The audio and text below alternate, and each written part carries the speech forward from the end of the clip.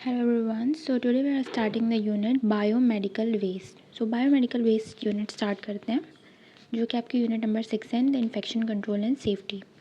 Waste two types के होते हैं, infectious and non infectious. Infectious waste क्या होते हैं जो कि फर्दर इन्फेक्शन कॉज करते हैं, राइट। जैसे आप कॉमनली देखें तो जब आप RBS लेते हो पेशेंट का, तो जो आप लैंसेट होता है उसको प्रिक करते हो, उससे अगर वो लैंसेट किसी और को लग जाता है तो वो इन्फेक्शन कॉज करेगा further, that is infectious.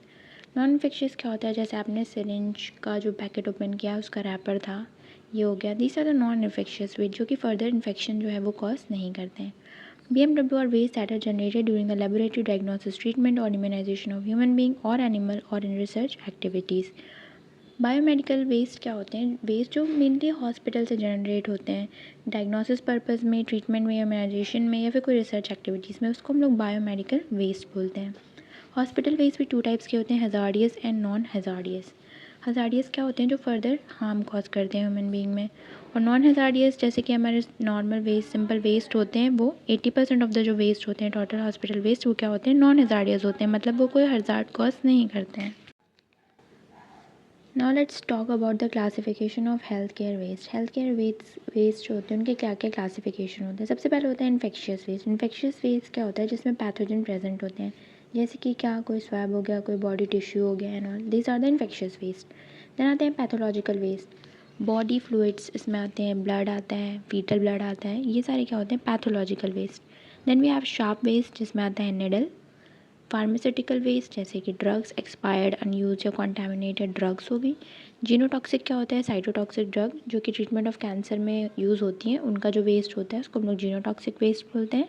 Then we have chemical waste जैसे कि disinfectant and all, waste with high content of metal जैसे कि ब्रोकन थर्मामीटर या फिर एनीथिंग। फिर आता है radioactive waste. So these are the 8 types of waste. This the classification of health care waste में these are the types of waste. Then we have waste management process. Management of waste from point of origin till its disposal. मतलब जब से वो waste जो है वो originate हुआ है, उसके बाद वो जब जाके डिस्पोज हो जाएगा, तब तक का जो प्रोसेस होता है उसको हम लोग बोलते हैं वेस्ट मैनेजमेंट प्रोसेस। जिसमें क्या आता है, सबसे पहले कलेक्शन आता है, हमें सबसे पहले कलेक्ट करना है वेस्ट को, फिर उसको ट्रांसपोर्ट करना है, फिर उसको शॉर्ट आउट करना है। लाइक जैसे आप घर में भी ड्राई वेस्ट, वेट वेस्ट इन सबको शॉर्ट आउट करते हो, वैसे इनमें भी शॉर्ट आउट करेंगे हम लोग। देन इसका ट्रीटमेंट करना है, treatment, incineration, deep burial and all, ये सारे ट्रीटमेंट होते हैं वो करना है, फिर इसको मॉनिटर करना है। सो ये सिंपल है वेस्ट मैनेजमेंट प्रोसेस। इसको थोड़ा डिटेल में देखेंगे, waste management process and infection prevention को। सबसे पहले होता है वेस्ट सेग्रीगेशन। वेस्ट को हम लोग सेग्रीगेट करेंगे, सेपरेट करेंगे डिफरेंट कैटेगरीज में, लाइक जनरल कौन सा वेस्ट है, इन्फेक्शियस कौन सा है, हज़ार्डियस कौन सा है और रिसाइकलेबल कौन सा है। ये सारे वेस्ट को हम लोग डिफरेंट कैटेगरीज में सेपरेट करेंगे। देन हम वेस्ट स्टोरेज करते हैं। एक डेजिग्नेटेड एरिया होता है जहाँ पे हम लोग अपना वेस्ट जो है स्टोर करते हैं, जिसमें जैसे मैंने आपको बताया कलर कोडेड बिन। कलर कोडेड बिन जैसे कि रेड बिन में हमारा प्लास्टिक वेस्ट जाता है, येलो बिन में हमारा टिश्यू या फिर कोई ह्यूमन एनाटॉमिकल स्ट्रक्चर हो गया, सॉइल्ड कॉटन हो गया, ये सारी चीज़ें जाती हैं। देन इसी तरह हमें जो है कलर कोडेड बिन जो डिज़ाइन एजिग्नेटेड है, उसमें हमें जो है अपना कूड़ा कचरा डालना है, वेस्ट जो है उसको हमें डालना है। फिर वेस्ट ट्रांसपोर्टेशन होता है फॉर ट्रीटमेंट और डिस्पोजल। हम लोग उसको क्यों ट्रांसपोर्ट करते हैं, उसका ताकि आगे फर्दर ट्रीटमेंट हो और वो जाके डिस्पोज हो जाए, ठीक है। प्रॉपर पैकेजिंग एंड लेबलिंग भी करते हैं इसमें हम लोग, सारे जो वेस्ट होते हैं उसको प्रॉपर लेबल करते हैं कि कौन सा किस टाइप का वेस्ट है, एंड इसको लेबल करते हैं और फिर पैकेजिंग भी करते हैं।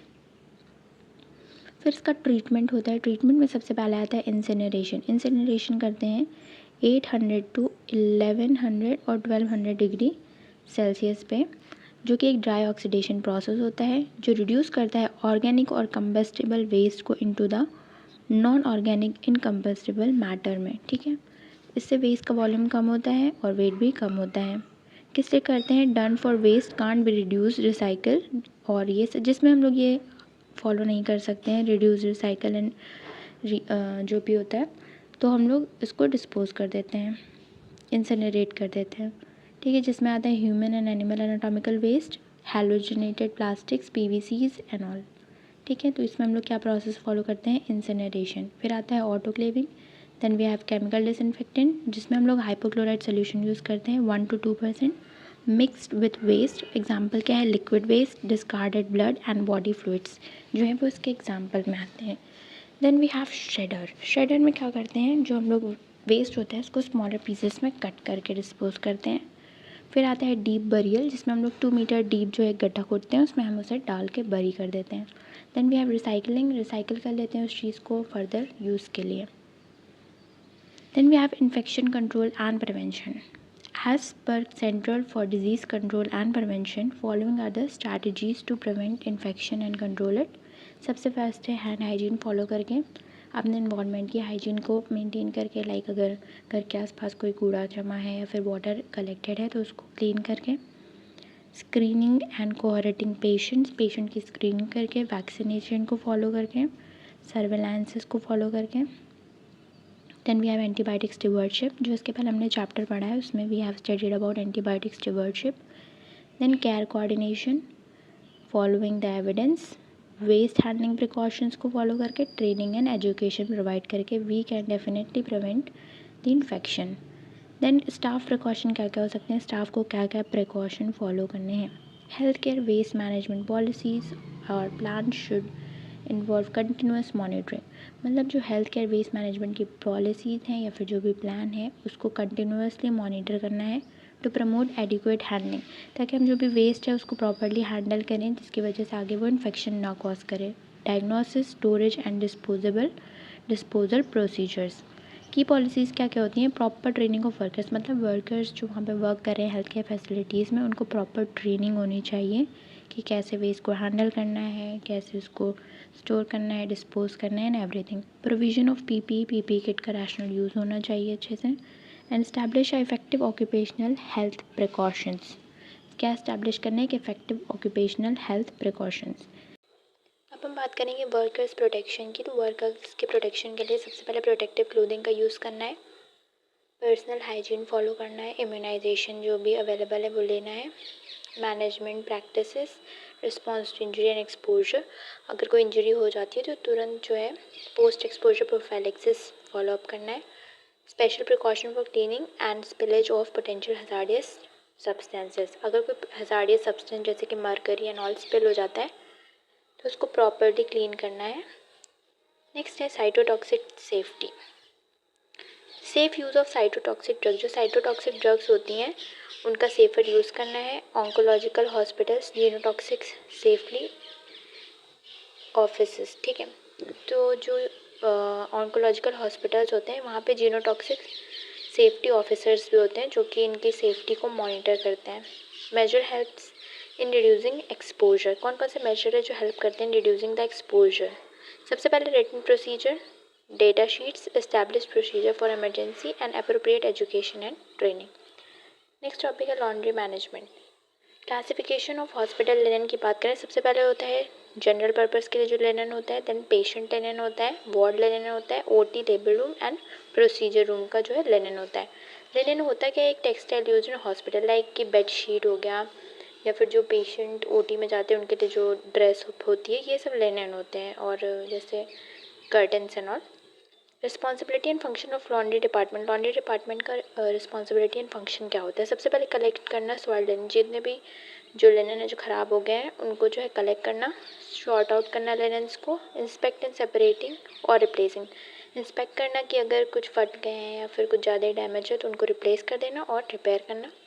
Distributing clean linen, object linen clean हो चुके हैं उनको डिस्ट्रीब्यूट करना और मेंटेन करना रजिस्टर्स को कि कितने लिनन गए कितने लिनन आए।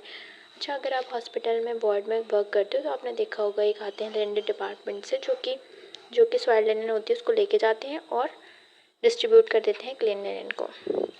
Then we have laundry cycle, की लॉन्ड्री में क्या होता है कैसे होता है। सबसे पहले कलेक्शन होता है ऑफ द डर्टी लिनन, जितनी भी डर्टी लिनन होती है उसको सबसे पहले कलेक्ट करते हैं हर वार्ड में जा जाके। फिर shortage of dirty linen, storage of dirty linen sorry, फिर इसको स्टोर करते हैं। फिर क्या करते हैं, ट्रांसपोर्टेशन करते हैं इसका, ठीक है, सबसे पहले कलेक्ट करेंगे, फिर स्टोरेज करेंगे, फिर ट्रांसपोर्टेशन करेंगे, फिर क्या करते हैं वॉशिंग एंड डिसइंफेक्शन, अब इसको अच्छे से वॉश करते हैं, डिसइंफेक्ट करते हैं, फिर इसको ट्रांसपोर्ट करते हैं टू द वार्ड्स में, सारे वार्ड्स में ट्रांसपोर्ट करेंगे। फिर वार्ड के जो इंचार्ज होती हैं वो क्या करती हैं, स्टोरेज ऑफ क्लीन लिनन, अभी जो क्लीन लिनन है उसको स्टोर करके रखते हैं। उसके बाद फिर use of linen patient care, फिर जब पेशेंट को नीड होती है तो वो पेशेंट को प्रोवाइड करवाते हैं। नेक्स्ट लॉन्ड्रिंग प्रोसेस की बात करें क्या होता है। ये एक साइकिल थी लॉन्ड्री, अब ये जो हम पढ़ रहे हैं लॉन्ड्रिंग प्रोसेस है। सबसे पहले प्री वॉश होता है, मेन वॉश होता है, रिंस होता है। Pre wash, main wash and rinse.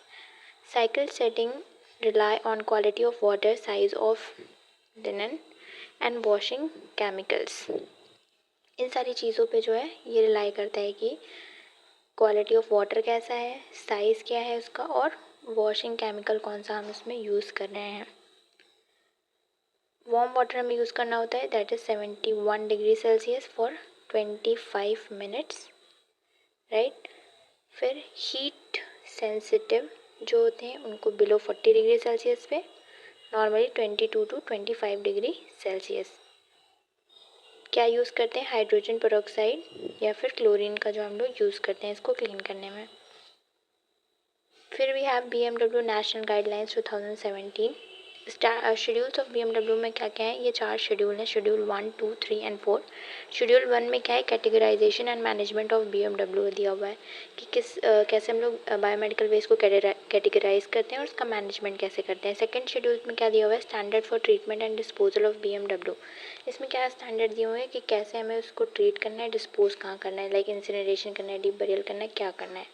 Schedule 3 में दिया हुआ है prescribed authorities and corresponding duties, जो इसकी अथॉरिटीज़ हैं और उनकी क्या क्या ड्यूटीज़ हैं।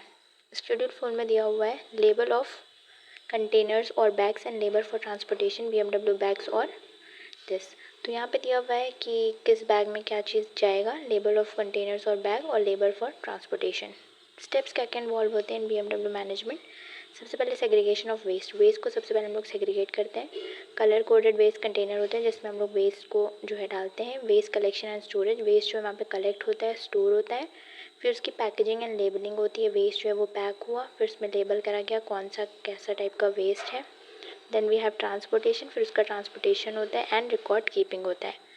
अच्छा, ये 2 सिंबल्स हैं, ये बायो हज़ार्ड का है। अगर आपको जैसे क्वेश्चन में डायग्राम बेस्ड क्वेश्चन आता है तो this is the symbol of bio hazard. और ये है साइटोटॉक्सिक लेवल, ये ऐसे ट्रायंगल के अंदर सी लिखा हुआ है, this is the diagram of cytotoxic level.